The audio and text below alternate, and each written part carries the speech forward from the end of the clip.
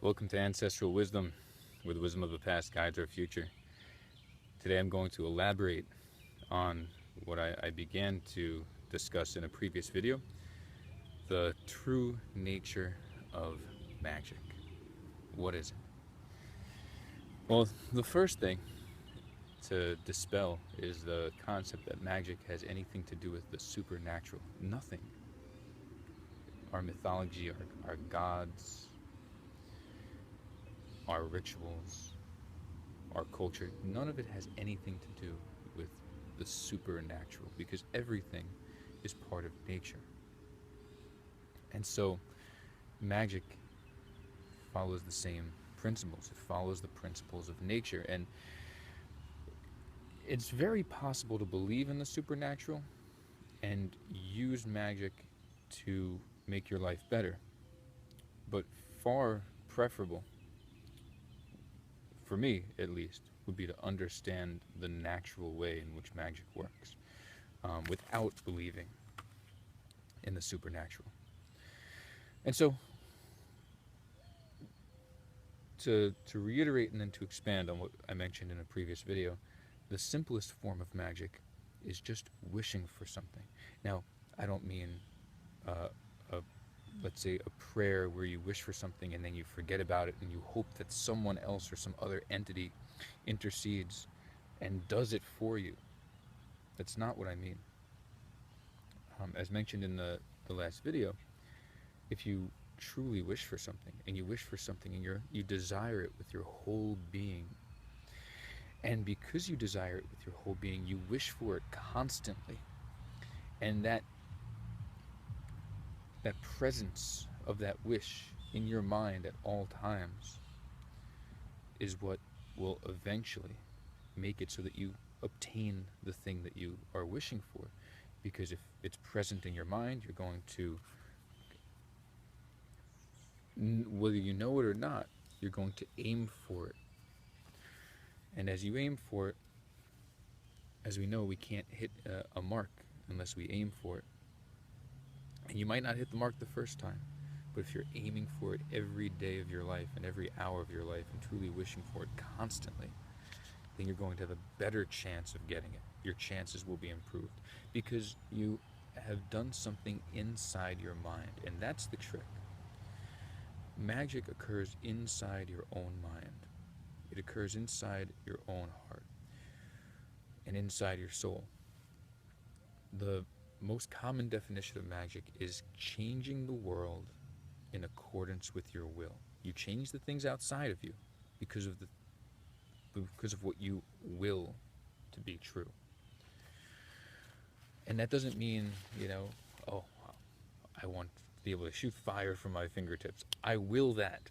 And so I'm going to change the laws of physics to accommodate that. No. I want to be healthy. And so I'm going to wish for health every day. And me wishing for health will make it so that when I go to eat a meal, I'm more likely to choose a healthy option. When I say to myself, all right, should I work out or should I not work out? If I've been constantly wishing for this thing all day and all week and all year, I'm going to be more likely to act in a ways to achieve that goal. So that's the basic principle of magic. But it can get a little bit more complex than that, but it never leaves the sphere of the mind. So a few other types of magic. Glamour, for example. Glamour is something that's very often spoken of. If you ever watched The Craft, the glamour for her was she took her hand and she changed her hair color from like red to blonde or something like that. All right, that's the supernatural version of glamour. The real version of glamour is if you want to get a job and you go into the interview, you have to have the knowledge required in order to subconsciously affect the person who's interviewing you in order to give them a good impression, right? So stand up straight, speak well, look them in the eye, wear what you know is something that's going to impress them or make an impression upon them. All of the things that that can subconsciously affect a person's decision whether or not to hire you. You have to know all of them, and you have to implement them perfectly. That's magic, because you're changing the world in accordance with your will. Your will is that you want to get the job, and you changing the world in accordance with your will is doing everything you can in order to present yourself in a way so as to get that job. That's magic. There are 3 types of magic that I recommend using the runes for, and that's meditative magic, talismanic magic, and ritual magic. Meditative magic is quite simple. It's very, very akin to the wish. So if I want health, and that's an idea that I come back to often, because it's the very first practical application of runic magic that I experienced. So if you want health, the rune that you can use for health is Uruz, and I'm going to make a video about Uruz very soon. But in the morning when you wake up, when you're doing your morning routine, you could be in the shower, you could be in front of what you might consider an altar, a place that you go to think spiritually. You might be on the car ride to work. Every once in a while, you might even just stop your day and close your eyes and say to yourself, say, Uruz. And you might even come up with a little magic spell. A few rhymed words, because rhymed words are not only easier to remember, but they make a greater impact on us. Right? They make a greater impact on us. Which is why songs are not only easy to remember, but songs are also powerful tools to affect our lives.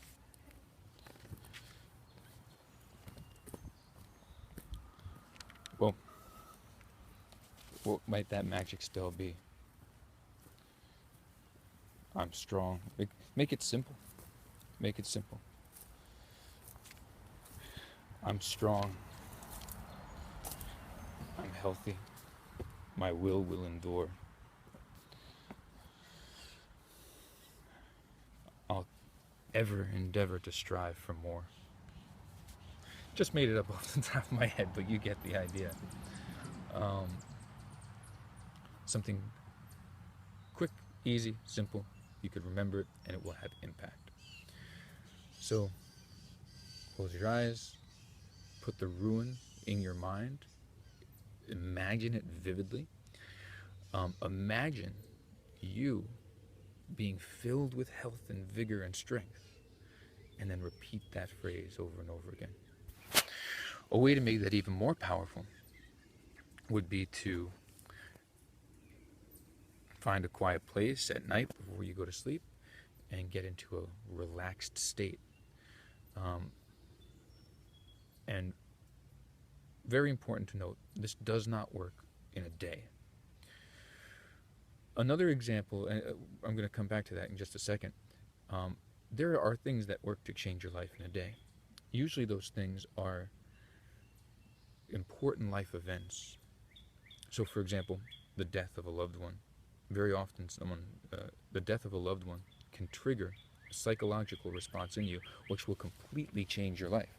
Let's say a loved one died of some physical malady, and you really were attached to that person, and their death affected you greatly. Well, it's very possible that just that one moment in your life is going to change the way you eat and exercise and make it so that you are a stronger, healthier version of yourself. So life events can, in a moment, make the changes that intentional magic often takes a longer period of time to make. Intentional magic is kind of like a drop of water falling on a stone. Over time, it will erode the stone. The traumatic life event makes an emotional and psychological impression on you deeply in a moment. Magic slowly makes that impression on you. You have to repeat it. You have to do it again and again. But slowly you're aiming at the same thing. You're aiming to have an emotional response that impresses an idea into your soul. So meditation can do that. It can have an emotional response. But even more powerful than the meditation that I was just referring to is another way that you can use magic. And that's ritual. There are many books available that can teach you how to use ritual runic magic.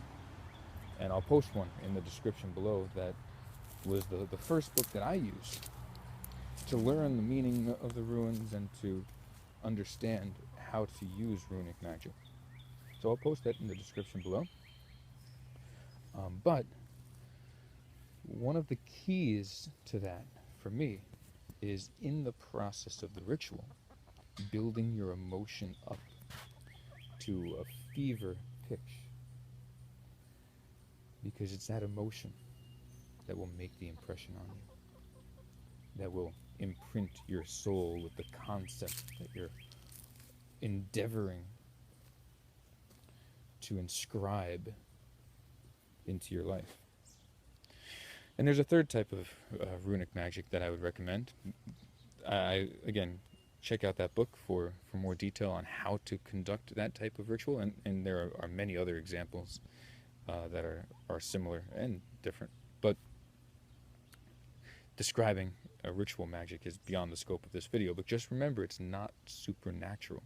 Even if you call upon Thor in the ritual, what you're really doing is calling upon your own strength and your own will and the things inside you that were given to you by your ancestors because they're encoded in your genetic makeup. You're not calling on some exterior anthropomorphic deity to come and help you. You're calling upon yourself to help yourself. And then the last is Talismanic Magic, in which you find a way to carve or inscribe runes that are meaningful for whatever purpose it is that you have into an object that you can wear. One reason I wear this around my neck at all times is to remember the lessons associated with it and to have the magic that is inherent in the symbolism of Thor become part of my life every day. So actually the book that I'm going to link in the description below does have more to offer in terms of how to do such a thing, but the most important thing to remember is it doesn't have to be complicated. Runic meditation, close your eyes. You don't even have to say the name of a rune if you don't want to use runic meditation. You can use any sort of small magic spell. Someone in the gym who, when they get, let's say they're doing 10 reps of squats, and then when they get to the 7th, every rep they say, I can, I will, I can, I will. And they get to the 7th and it's really hard, and they grind it up and say, I can. And they do the 8th and say, I will. And they do the 9th and say, I gotta have it. And do the 10th and say, it's easy. It's magic. Because they wouldn't have been able to do it if they weren't reciting the quote-unquote magic spell. So it could be as simple and easy as that. It could be as simple and easy as writing, as inscribing or getting an engraving in a piece of jewelry to help you remember something that you know will improve your life if you remember it. Let's not get esoteric. Let's make magic something that everyone can use as they used to. Because what bars people from using magic is the belief in it. And the way I described it now, who is there that wouldn't believe in it?